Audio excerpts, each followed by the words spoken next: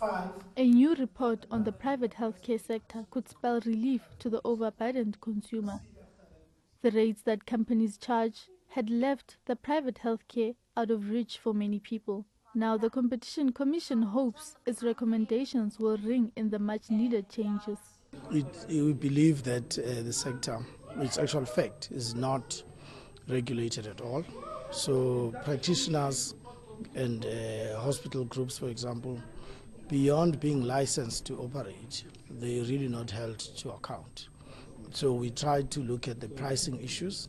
Right now, there isn't a firm structure in place. We're introducing that by looking at tariffs that will be in place, but also allowing them to negotiate with the medical schemes, for example. Health Minister Dr. Aaron Motsoaledi also believes that the private healthcare market is overpriced.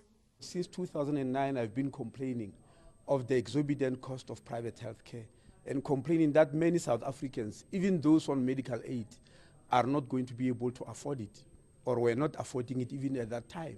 So the Competition Commission set up this market inquiry. And you were here, you heard the results that actually what you said was true, that the costs are exorbitant, and they didn't stop there. They said they must be regulated. We must set up mechanisms to regulate them to make them affordable. The panel says that new regulations will ensure quality services. What we would like is to see service providers and funders and getting into bilateral negotiations where it's not just price, but it's about the quality of care. It's about access to healthcare. And that can only happen through those negotiations. The dominant service providers threaten to leave the country if the recommendations are adopted.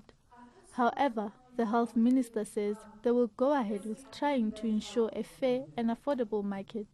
Muiponi Ramotole, Afro World View, Johannesburg.